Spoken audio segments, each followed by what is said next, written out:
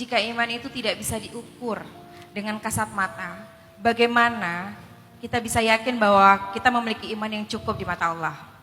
Terus yang kedua, bagaimana hubungan antara iman dan amal?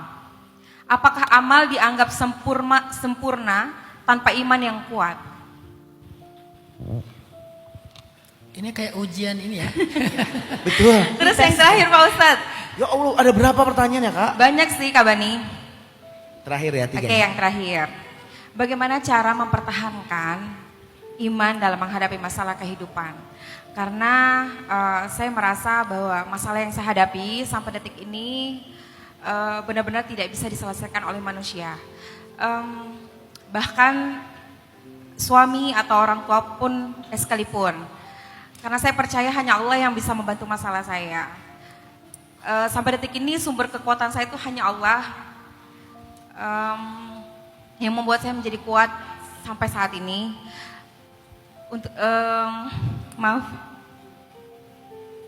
Jadi Ustadz, itu saja dari pertanyaan dari saya, mohon maaf. Yang ketiga apa pertanyaannya? Bagaimana cara mempertahankan Mempertahankan iman dalam menghadapi kehidupan? Pertama, manusia itu harus memiliki husnudzan kepada Allah. Itu yang pertama. Husnudzan itu tidak hanya kepada manusia. Bahkan sebelum berhusnudzan kepada manusia, kita harus berhusnudzan kepada Allah. Bentuk husnudzan kepada Allah itu seperti apa? Dengan meyakini bahwa Allah itu tidak akan mungkin membuat kita celaka, tidak akan mungkin memberikan sesuatu yang tidak baik kepada kita. Termasuk bentuk husnudzan kita kepada Allah adalah keyakinan kita kelak bahwa Allah akan menyelamatkan kita di akhirat. Ada satu cerita, ini bagus, fi fadailil a'mal ya. Diceritakan ada satu hamba, itu setelah pertimbangan amalnya itu kurang banget, kurang. Akhirnya berdasarkan pertimbangan amal, harusnya dia dimasukkan ke dalam neraka, ya kan? Tapi setelah dia perjalanan menuju neraka, dia bergumam. Apa gumamannya? Ya Allah, padahal di dunia hamba tidak pernah menyangka seperti ini kepadamu. Allah maha pendengar. Allah memanggil hambanya tadi itu. Yang kamu gumamkan tadi itu apa? Yang saya gumamkan itu ya Allah, bahwa aku selama di dunia tidak pernah menyangka buruk kepadamu. Aku senantiasa menyangka baik kepadamu, bahwa engkau pasti akan menyelamatkanku di sini.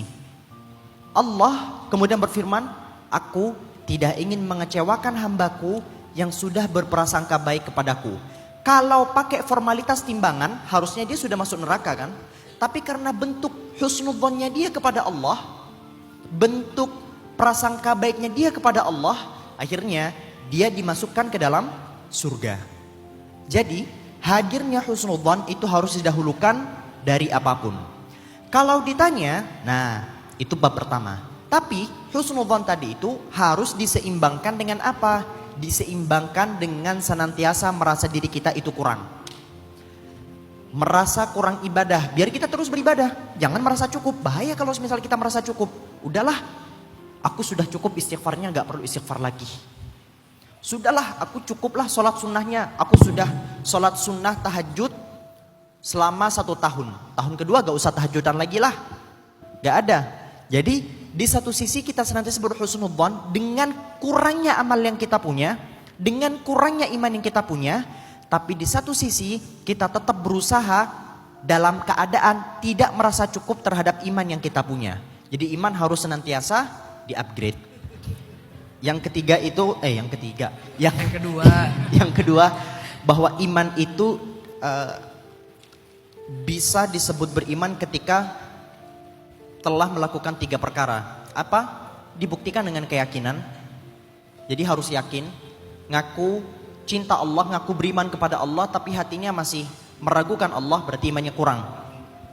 Lalu dibuktikan dengan perbuatan. Perbuatan dengan cara apa? Dengan cara sholat, dengan cara berbuat baik kepada orang, dengan cara semuanya lah. Dan ucapan. Jadi iman itu kalau salah satu dari 3 ini kemudian cacat, perbuatan, perkataan, dan hati, maka imannya dianggap cacat. Itu dia hubungannya.